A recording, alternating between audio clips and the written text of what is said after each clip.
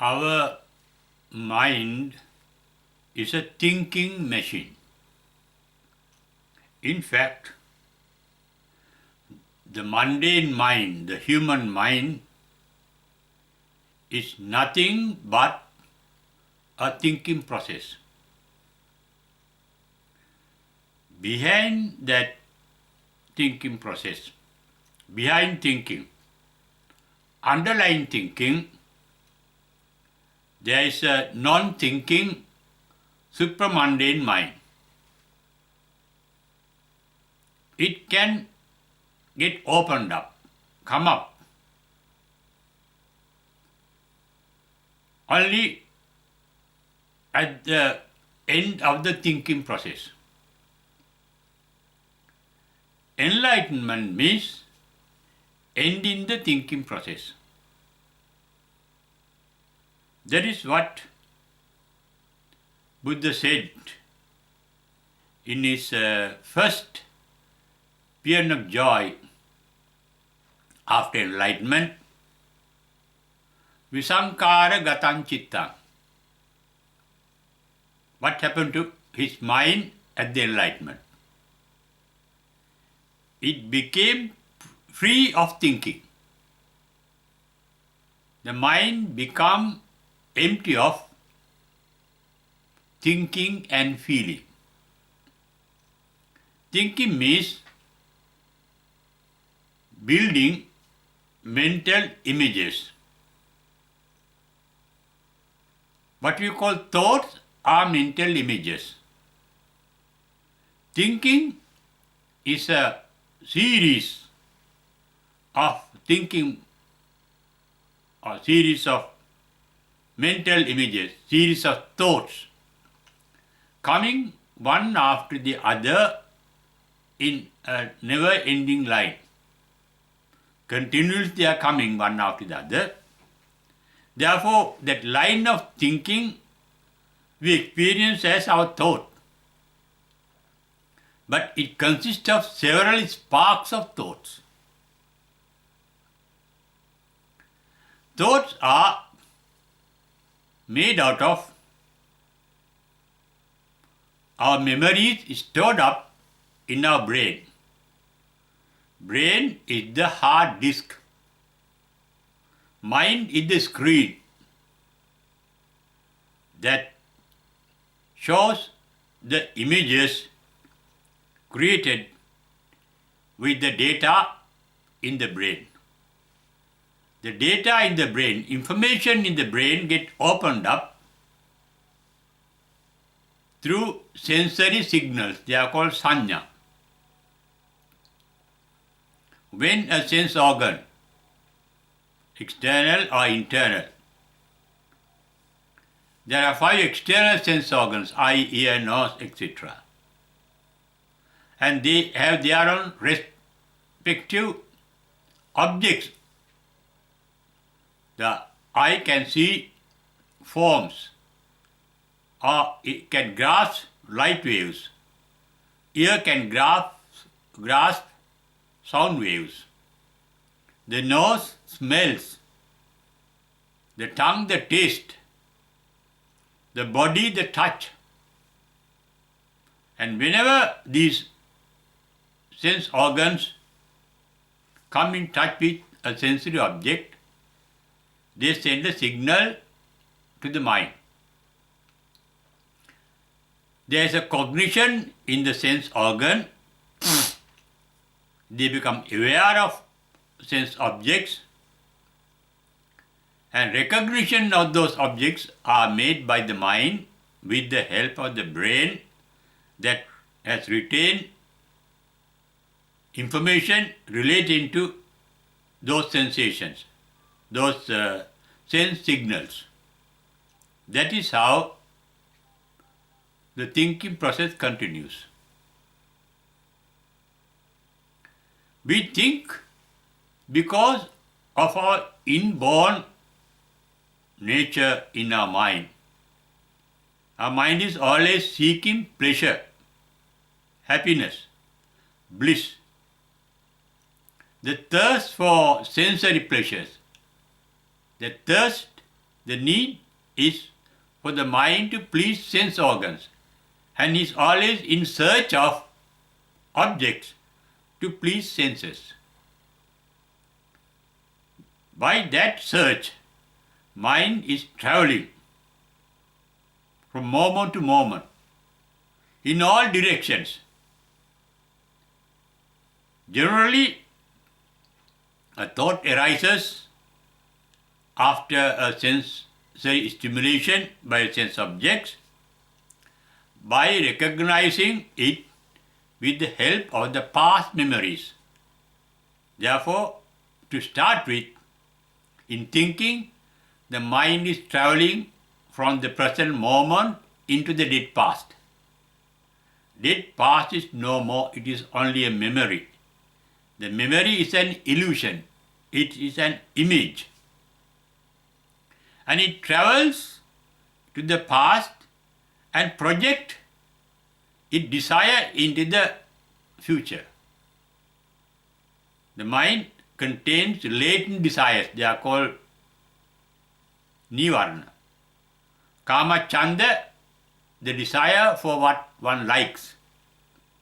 Vyapada nivarana, desire to get rid of what one dislikes. Our thoughts are generally motivated by our likes and dislikes.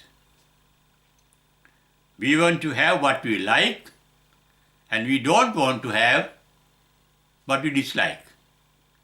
That is our main motive. The thinking process is motivated by our intention to have what is pleasant and to get rid of what is unpleasant. That is why Buddha said our entire suffering is due to our thinking. In his very first sermon called Dhammacakka Pavattana Sutta, he said, Sankittena Panchupadanakkhandhapi dukkha. The Pali word dukkha is translated into English as suffering. Suffering is only one aspect, the main aspect of dukkha. It has other meanings. The other meaning is transformation, changing. In fact, suffering is a change of the mind. The mind is non-suffering, but with thinking, it leads to suffering. Suffering is created not only by the pleasant, unpleasant experiences, but also unpleasant experiences. Because no experience, pleasant or unpleasant, can last long. The mind suffers, there is suffering when the pleasant experiences are frustrated, naturally. Every experience is bound to decay and die. That is why Buddha said in the Piyavagga, Piyato Jayati, being the pleasantness leads to suffering. Tanhaya Jayati Soka, the thirst for pleasure leads to suffering. Premato Jayati Soko, love leads to suffering. Because nothing in this world is permanent. They are always changing. Everything in this universe is dynamic, both within and outside our mind. Our mind is the world that we experience. We don't experience the world outside. No sense organ, for example, eye, ear, or nose, they are not capable of experiencing the reality of anything outside. What the mind experiences, what is created by the mind because of the signals given by the sense organs. Therefore, in the Rohitassa Sutta, the discourse comes in the volume 1 of Samyutta Nikaya on page 118. Buddha said, the entire world, that is the loka, that we experience is in our body, which is about 6 feet. Vyamata kalebere panyapipi lokancha. Loka is nothing but what our mind creates. All mental creations are illusions. And in creation, as I mentioned earlier, the mind has to run away, go away, travel away. There is motion, moving from the present moment into the past, and from the past into the future through desires, through mental desires. We think of because of mental desires. What happened at the Enlightenment? The moving mind. The mind is said to be moving. For example, in the Chitta Vagga of Dhammapada. Chitta means mind. In that chapter, he referred to the mind, the Buddha said, Durangamam Ekacharam. It travels very far, Durangamam. Always traveling, going, at least from past into the future, and to faraway distances. It goes up, it goes down. We think of higher things, we think of lower things. We have superiority complex, mind going up, inferiority complex, mind going down. And we are living in one country, one place, but although we are living in a particular point, our mind goes all around that particular point, to different places, traveling, instantly, without taking time. For example, although I live in London, instantly my mind can go to Sri Lanka, or to China, or to Russia. The mind is traveling. Whenever we think of something at a distance not only in space but also in time, something in the past, the mind is traveling. Therefore, mind is traveling in all dimensions, horizontally, from place to place, vertically, up and down, then forward and backward, past and future. Our mind is a three-dimensional world, and according to Albert Einstein, he included a fourth dimension in this world dimension called time. It takes time. Traveling takes time. Although it appears instant, it takes time for thinking, for the brain to work, for the mind to work. But we can't measure it by the clock, but it takes time. Thinking, we spend time by thinking. Thinking process takes time. Therefore, we live in a mental world of space and time due to our thinking. When thinking ceases at the Enlightenment, the space and time vanishes. Scientists say there is no space and time in a black hole. With the explosion of the black hole through a Big Bang, the universe got created. Therefore, the scientists say before the creation of the universe, there was no time and there was no space.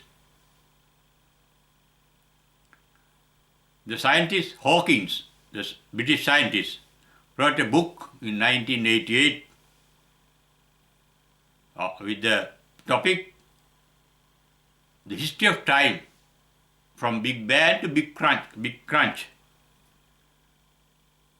Hawkins wrote that book in 1988, published that book. But the Buddha knew the expansion and contraction of the universe about 2600 years back. He referred to it in number of sutras, discourses. The time and space created by the Big Bang is relative. Time is related to space. Our mind is durangamam, traveling very far.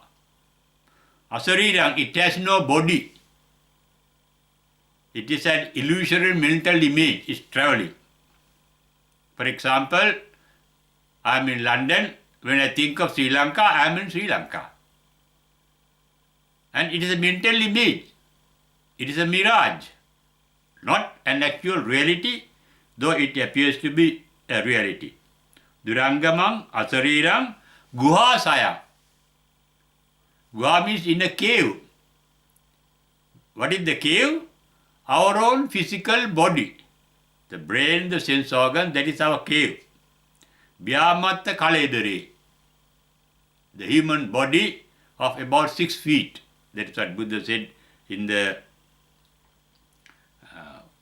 Sutra, say, Rohitasa Sutta. Vyamatta kaledare panyapi milokancha. And the activity of the mind is traveling. Thinking is traveling. From past into the future, from the present into the past, and through the present into the future, and to distant places. Therefore, the mind is a traveling machine, moving machine. Motion or moving is the nature of the mind. It moves through vibrations. It moves through emotions. Emotion means a movement. Thinking means a movement. Enlightenment means ending of the movement of the mind. Non-moving mind. Mind stops moving when there is no thinking. Buddha referred to it as visankara gatan chitta, ending of thinking. Enlightenment means ending of thinking. Then there comes up a non-thinking mind inside us. And that is our original mind. But that original mind has a capacity called awareness, consciousness. Now our mind has two capacities. One capacity is for thinking. Other capacity is knowing. Sensing and thinking are two activities of the mind. When the activity called thinking ceases at the enlightenment, the activity called sensing remains until the final passing away called parinibbana. Parinibbana, real nirvana is the ending of the mind. First, ending of the thinking mind. Finally, ending of the sensing mind. Thereafter mind, there is no more mind.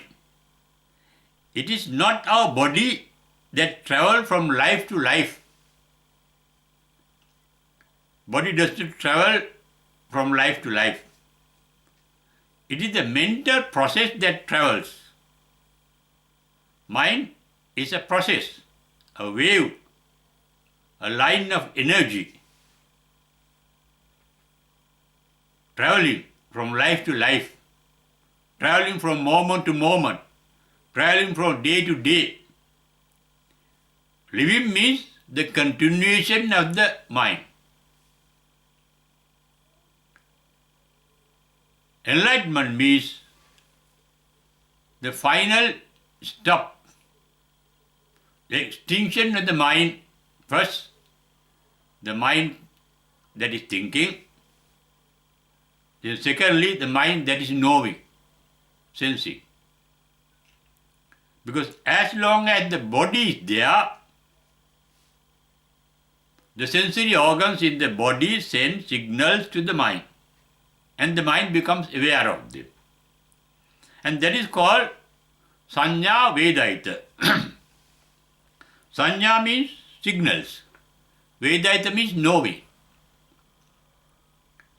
Knowing signals sent by the sense organs stops in the enlightened ones at the trance called Sanya Vedaita Nirodha Samapatti.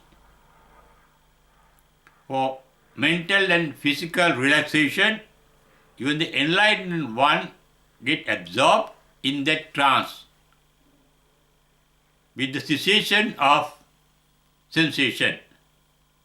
But that get reopened up after a few days. For example, after 7 days. But that sensation completely get extinct at the final passing away called Parinibbana. And that is ending of living. Therefore, the ultimate bliss is the ending of living. Ending of living means ending of thinking or ending of the mind. It is the mind that has traveled from life to life, not the body. Therefore, Buddhism is not for eternal living in an eternal heaven as in theistic religions, enjoying sensory pleasures. Enlightenment is possible. All attachment to sensory pleasures vanishes. When we attach to the present, we resent the unpleasant. Therefore, our thinking process is actuated by our likes and dislikes through our ignorance of the reality. For example, in thinking, we become ignorance of the reality, the present moment, because it travels from the real present moment into the unborn future, first into the dead past, which are not real. And that is ignorance. When the mind is not traveling, that means it can stop thinking, it can stop traveling. Sensing is in the present moment. It is not traveling. Sensing is not traveling, not moving. We are there. Ehi means seeing here. Samdittik means now. Enlightened mind lives here and now. Unenlightened mind travels from here to different places in time and space. Unenlightened mind is a traveling mind. Moving mind, enlightened mind is a non-moving mind. That is why it is said in the Mahamangala Sutra, Puttasa loka dhamme chittang asanakam photi. That mind is not vibrating. Vibration is a movement. Movement of the energy of the mind. In vibrations, waves are formed. Waves are movements of the mind. Enlightened mind is free from all vibrations, all movements. Puttasa loka dhamme chittang asa nakampati. Because it is asokam virajam kema, free from worries. Virajam means free from mental defilements. What are mental defilements? Our likes, dislikes, and the illusions created by the mind by traveling, missing the present reality, going to the dead past and into the unborn future. Enlightened ones are blissful. For example, when one deity asked the Buddha, the deity was living in a forest, he told the Buddha, your disciples living in the forest have a meager meal through alms. They go round alms, begging, They eat a little, only one meal a day, a little, but their complexion is very brilliant, illuminated. What is the secret? Buddha said, Atitan nanu sochanti. They don't think of atita, the past. The mind is not traveling into the dead past. Nappa jappa managatan. They are not dreaming of the future. Pachuppannena yapenti. They live in the present moment, here and now. Therefore, they have no worries. No worries means no thinking. Therefore, their body becomes very brilliant in appearance, illuminating in appearance, very pleasant in appearance. That is what the Buddha said. This is the same thing what the American poet called H.W. Longfellow said in the Psalm of Life. He said, think not of how future however pleasant. Don't think of future however pleasant. Let the dead past bury it dead. Bury the dead past. It is dead. Future is unborn. Past is dead. Act in the living present. Live in the present moment.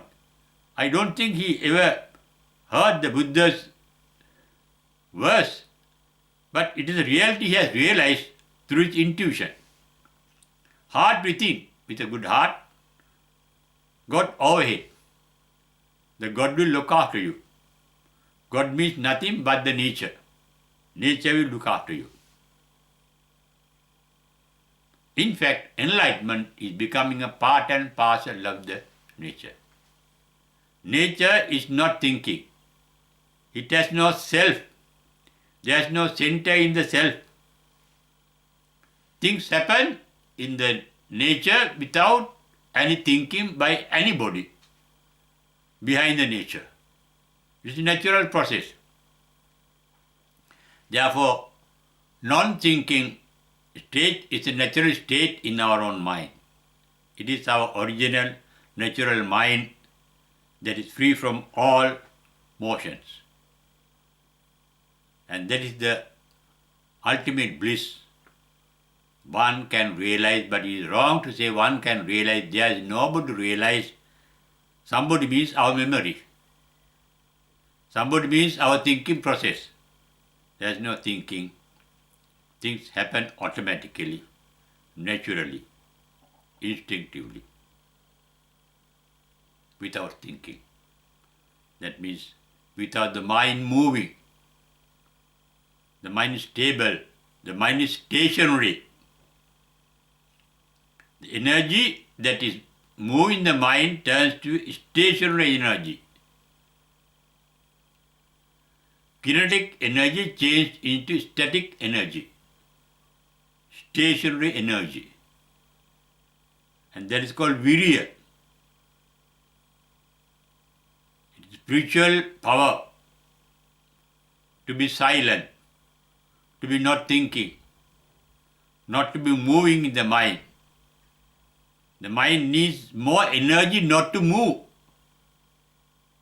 The motion we can't really stop. The mind is so powerful, moving. It's stopping that movement with spiritual energy, that is the natural energy, that makes the mind silent and motionless. Motionless mind is the ultimate bliss one can attain at the enlightenment.